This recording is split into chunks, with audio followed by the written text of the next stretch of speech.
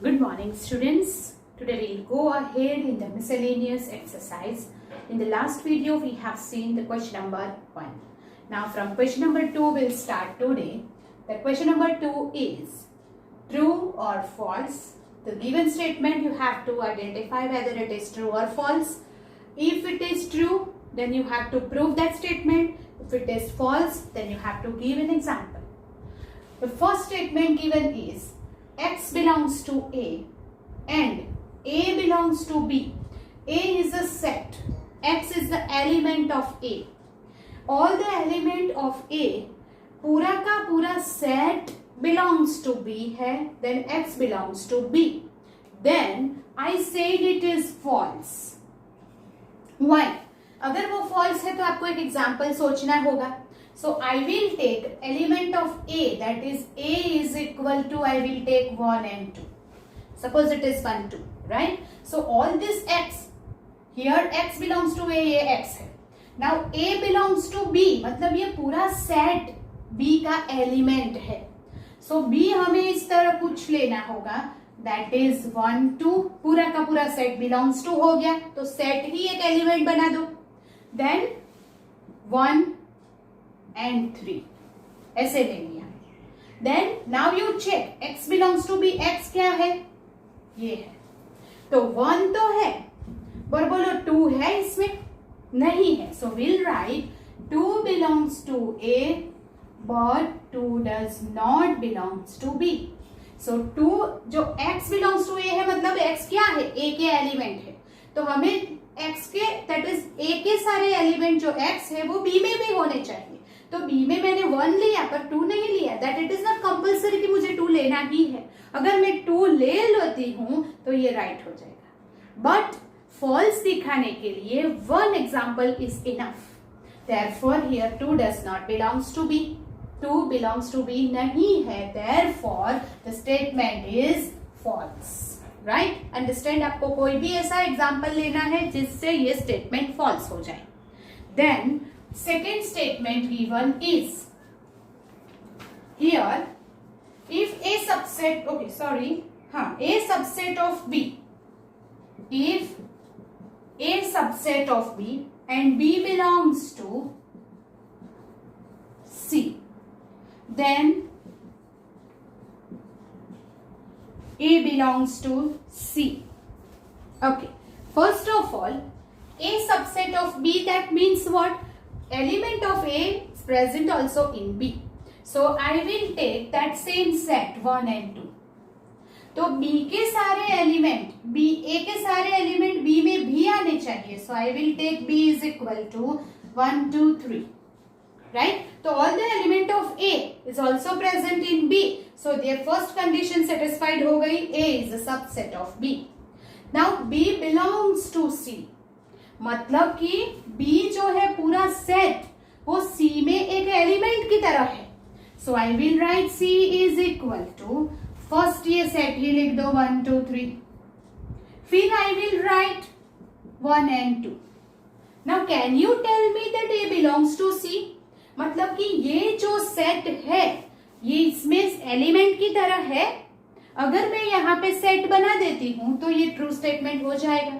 पर मैंने 1 and 2 लिखा है, सेट नहीं बनाया उसका. मतलब ये पूरा का पूरा सेट, जैसे हमने ये 1, 2, 3 लिखा, इसीलिए B बिलोंग्स टू C हो गया. ये पूरा सेट उसमें एक एलिमेंट बन के आ गया.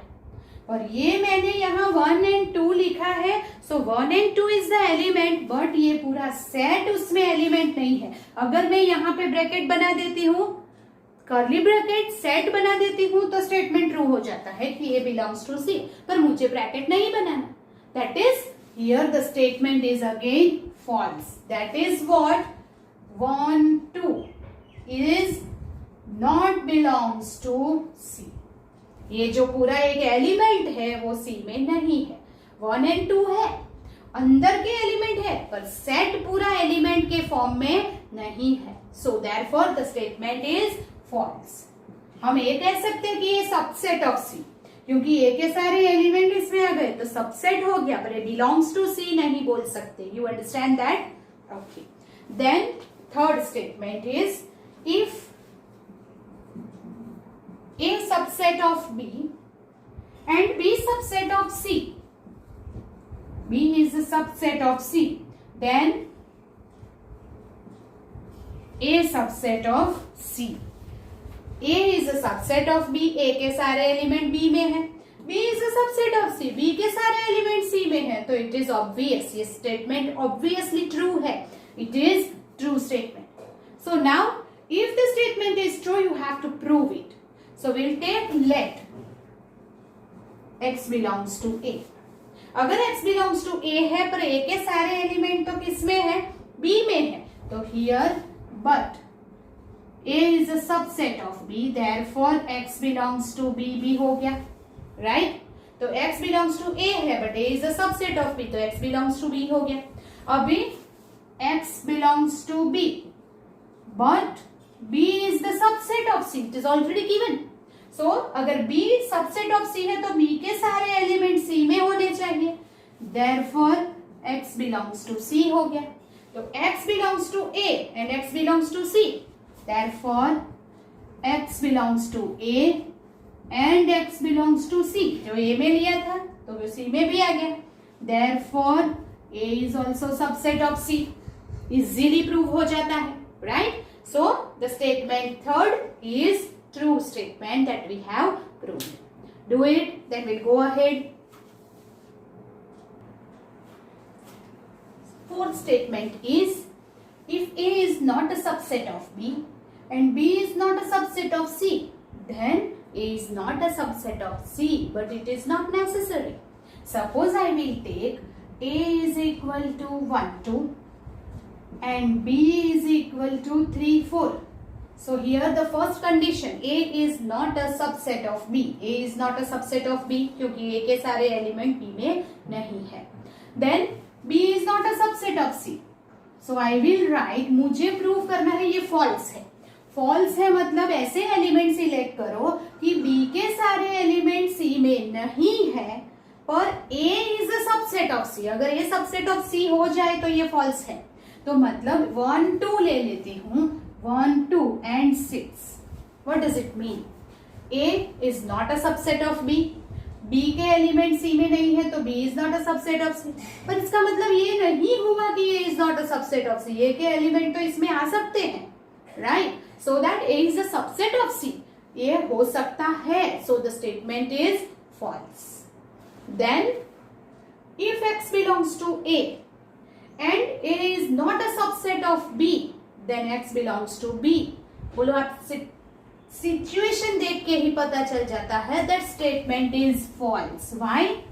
अगर A में all the element x है और A B का सबसेट नहीं है, it is not a subset of B, तो इसका मतलब है कि all x does not belongs to B. Suppose I will write A is equal to 1. मैंने ये सेट लिया. Then अगर A is not subset of B तो क्या होगा? 2, 3 लेना पड़ेगा. अगर ये 1 में इसमें ले लेती हूं तो x belongs to B होता है, बट फिर ये कंडीशन सेटिस्फाइड नहीं होगी तो फिर A सबसेट ऑफ B हो जाएगा. यहाँ पे क्या दिया है? A is not a subset of B, तो मैं ये 1 यहाँ पे नहीं दे सकती.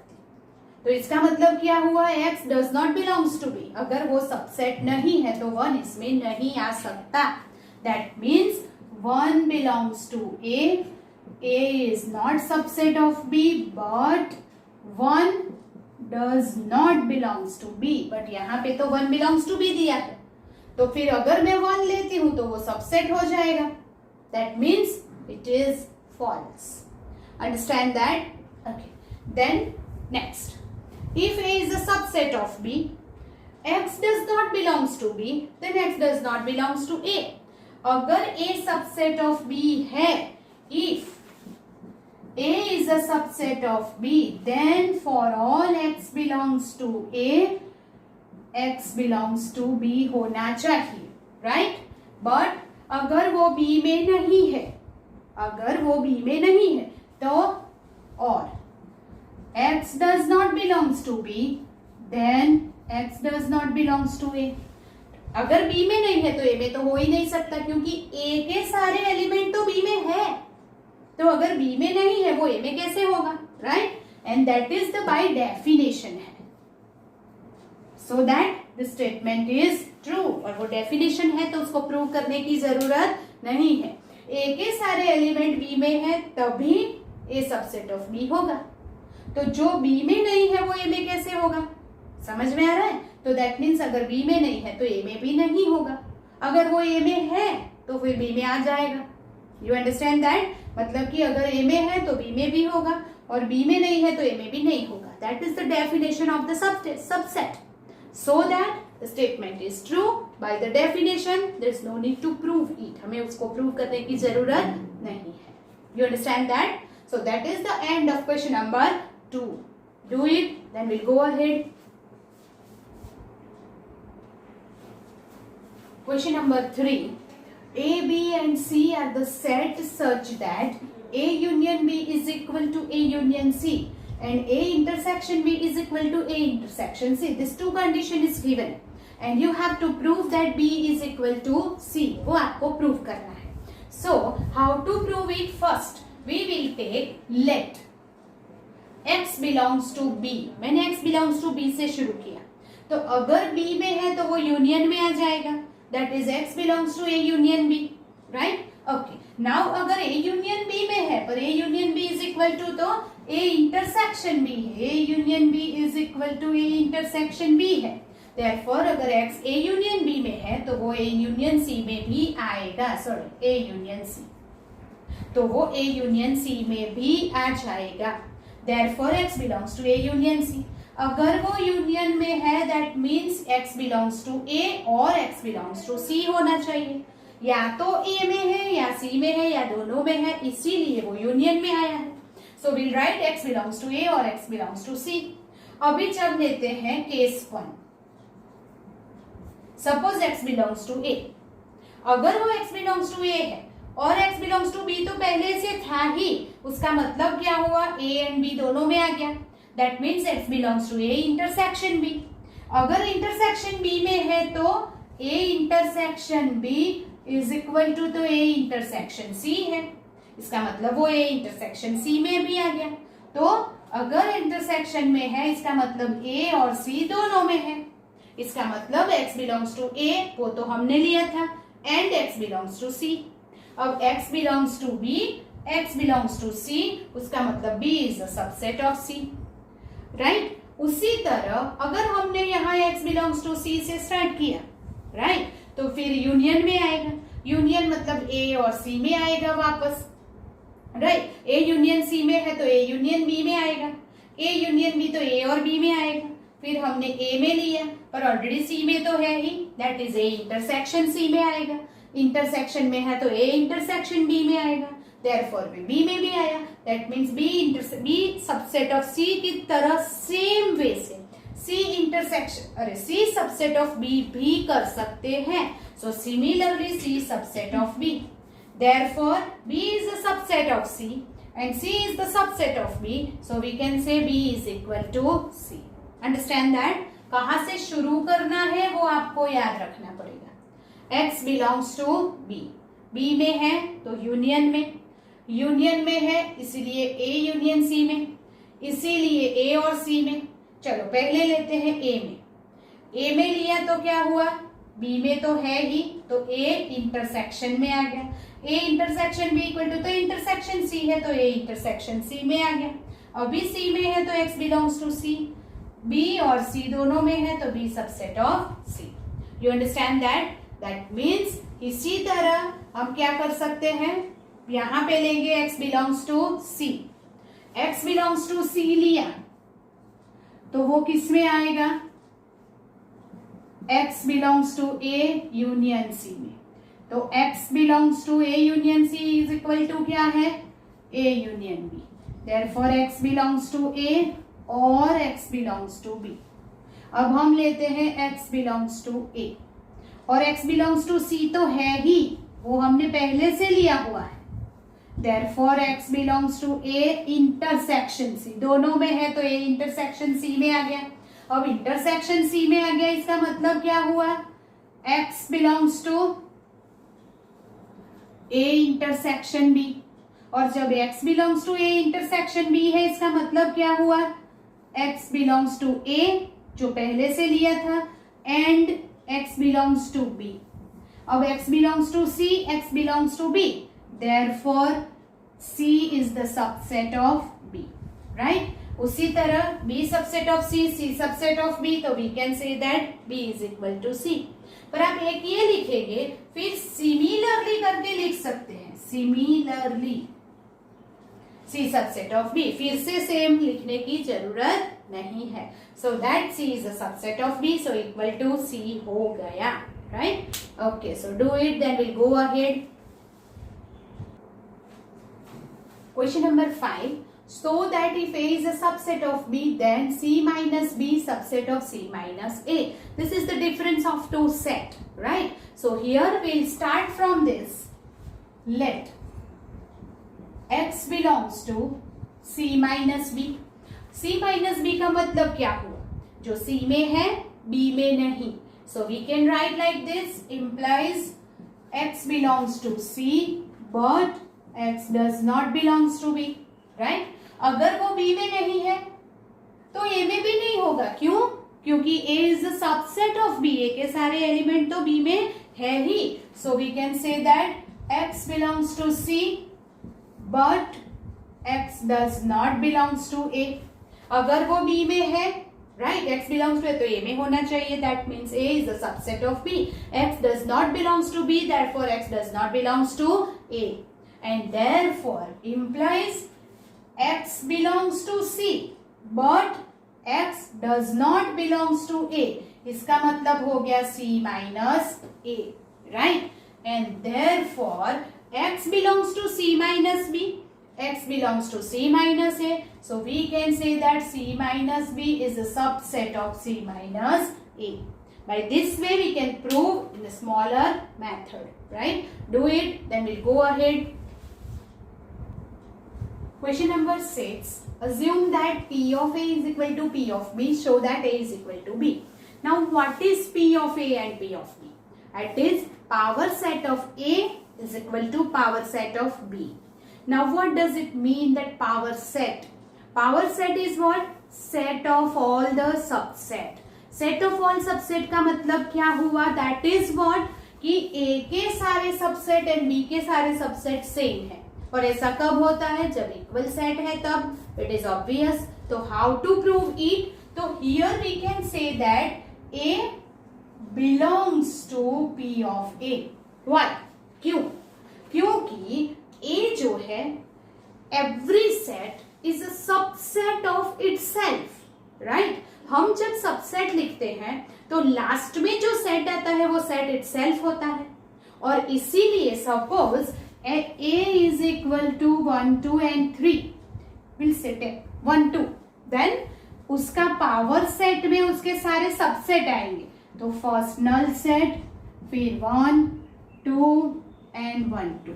This is the power set of all the subset. So ये 1 2 क्या हो गया? Set itself है, right? So every set belongs to its power set. It is true, right? Therefore we can say that a belongs to p of a. हम always will write a is a subset. Okay, we can say that a belongs to, ये क्या हो गया? p of a है तो we can write p of b because p of a is equal to p of b. Therefore we can say that a is a subset of b. तभी जब वो b का subset है तभी वो power set में आएगा. तो जब a is the element of the power set of b, that means a is the subset of b. अगर वो b का सबसेट है तभी वो b के पावर सेट का एलिमेंट बनेगा. Okay, now we will take a belongs to power set of b. हमने क्या लिया? a belongs to, okay, now a belongs to power set of a है, राइट? तो I will take b belongs to power set of b. क्यों? Every set is a subset of itself. Self का वो subset होता ही है तो अपने power set में तो वो आएगा ही आएगा. तो therefore b belongs to power set of a, क्योंकि power set of a and b तो इक्वल है. Therefore b ए के पावर सेट में कब आता है? जब वो ए का सबसेट है तब. And therefore A is the subset of B, B is the subset of A, तो therefore A is equal to B. Equal set की डेफिनेशन है A is a subset of B, B is a subset of A, then we can say that A is equal to B. Hence proved. मतलब कि power set equal है तो set भी equal ही होंगे. That is proved. Do it. Then we'll go on the question number 7. Is it true that for any set A and B, power set of A union power set of B is equal to power set of A union B? If it is true, then false, then justify your answer. So now I will take one example and find out whether it is true or false. So here, suppose A I will take 0, 1 and B I will take 1 and 2. Okay. So A union B क्या हो जाएगा? 0, 1, 2 हो जाएगा. 0, 1, 2. Right? Union हो जाएगा. Okay. Now we'll find P of A. That is equal to power set of this A. First is null set, फिर 1 1 element and फिर 2 element. That is power set of A. Now we'll write power set of B. Null set 1 2 and 1 2. Here is 0 1. Okay. When we'll write power set of A union B, उसका power set लिखेंगे तो first is null set, फिर 1 1 element, फिर 2 2 element and then 3 element. This is power set of A union B. Now here I will find power set of A union power set of B. Power set of A union power set of B. First is null set, फिर 0 1 and 0 1 ले लेते हैं. 0 1 0 1, 1 तो आ गया. Now 2, फिर 1 2. Is it equal? This is number 2. Here is number 1. 5 0 1 2. 0 1 1 2, but 0 2 and 0 1 2 is not there here, right? So that P of A union P of B is not equal to power set of A union B. So the statement is false. ये false दिखाने के लिए only one example is true is enough. True के लिए for all करना पड़ता है, in general proof देना पड़ता है. बट एक ही एग्जाम्पल से अगर वो फॉल्स हो गया that the statement is false. So false दिखाने के लिए one statement is enough, that you keep in mind. One example is enough, so that for this one example the statement is not true, therefore our statement is false. So we justify by the example. Do it, then will go ahead.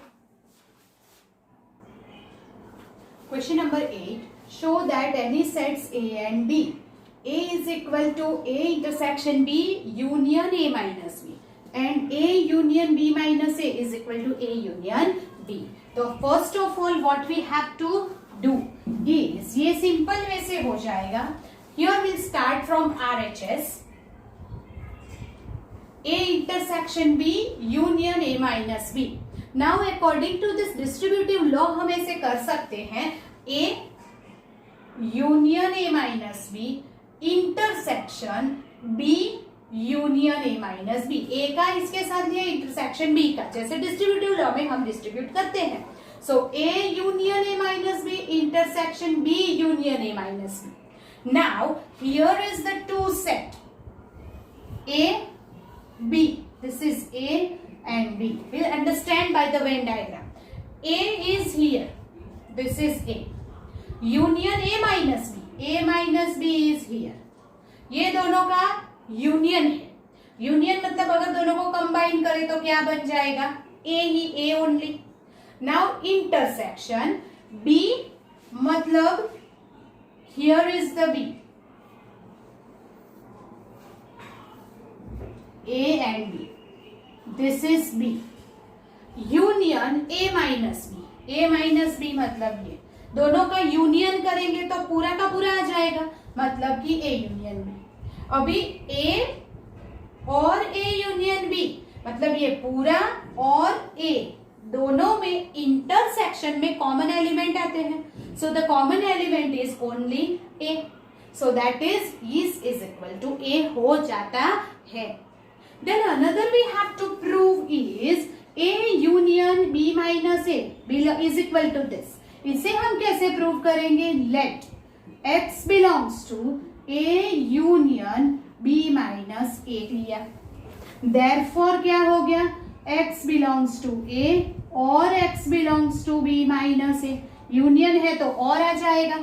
Then we can say x belongs to A और x belongs to B, ये first,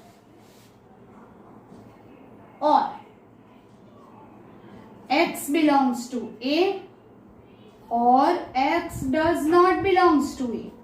यहां से जो है इसका मतलब क्या हुआ? x belongs to B और x and does not belongs to A। One step more will write in between। हम एक स्टेप और लिखते हैं, इसे अलग करो। Therefore x belongs to A और x belongs to B but x does not belongs to A।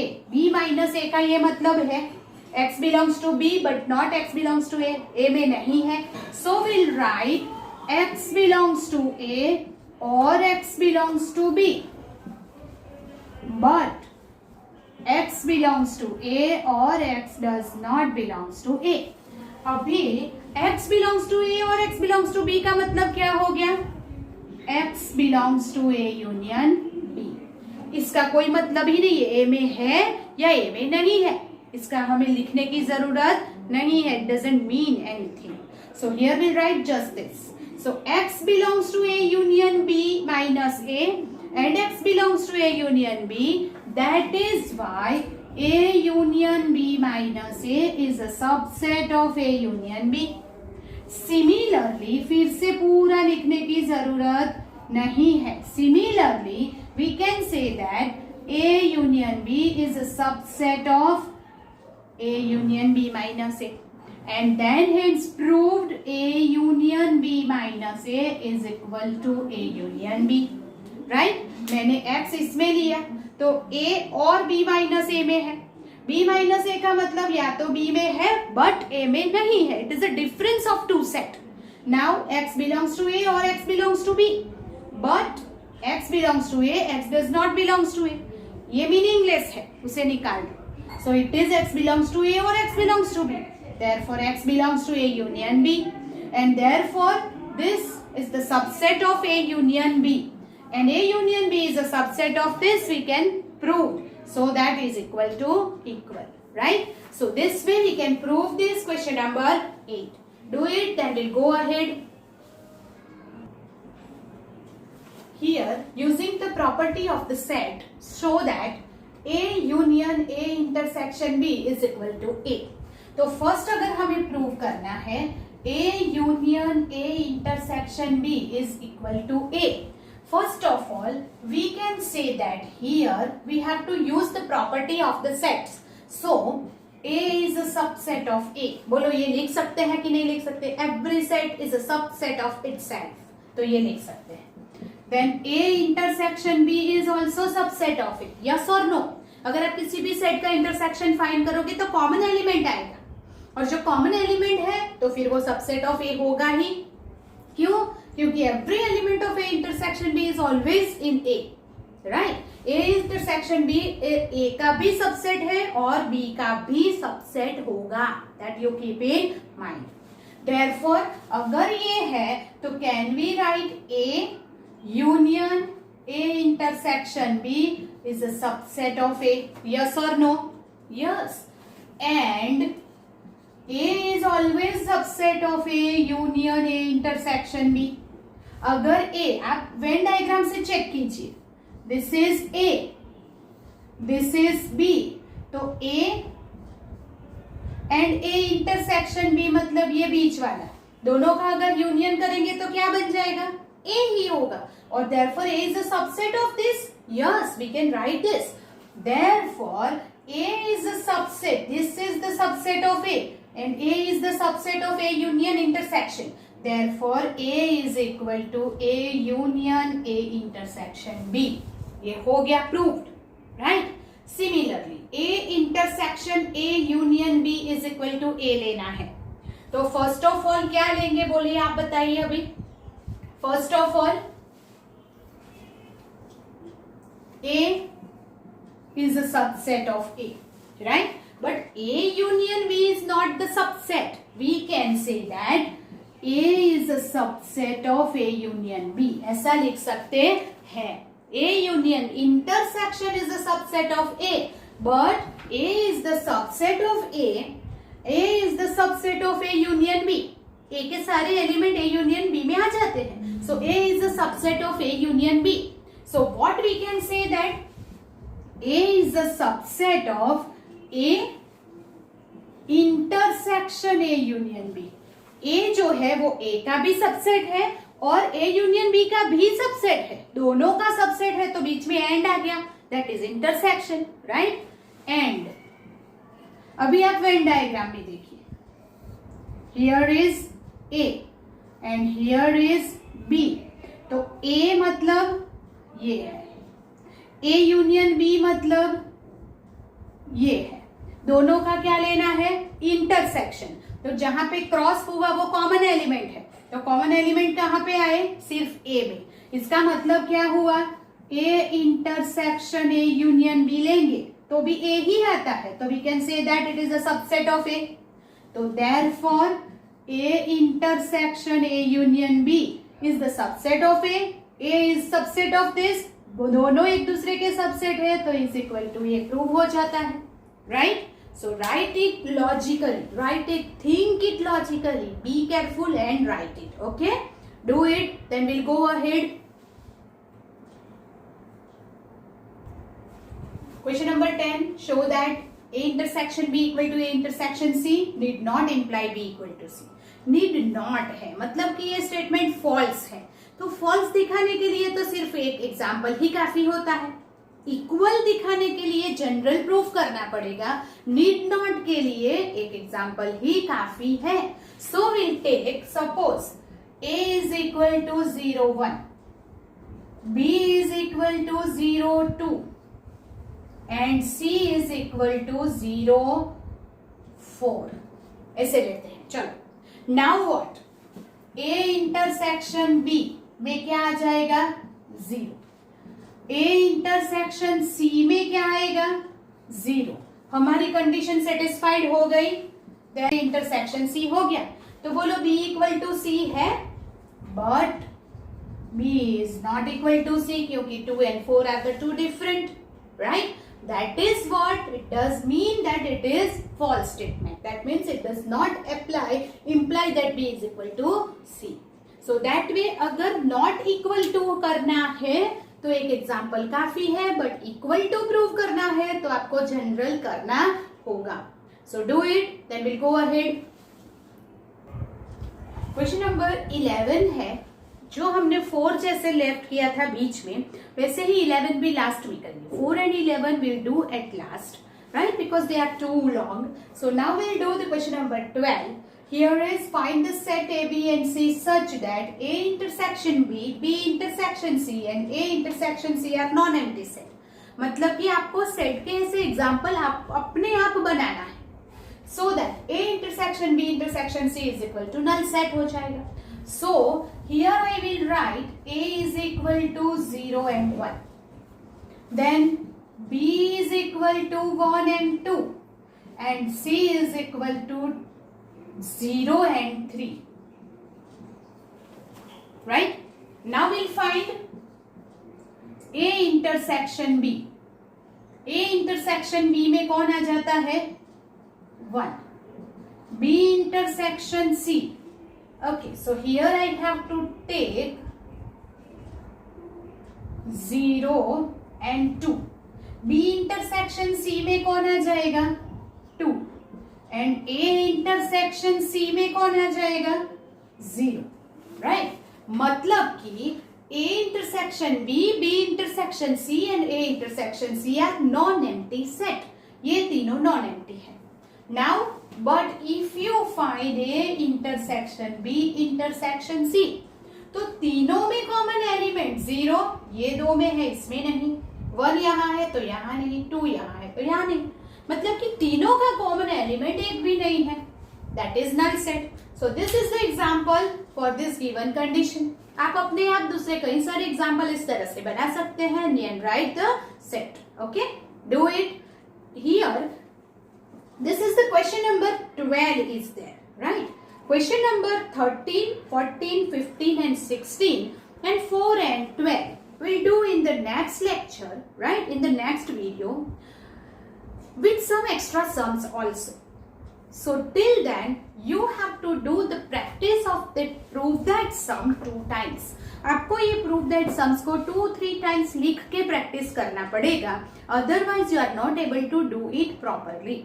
So you have to think it logically, write it twice, then the method you understand better.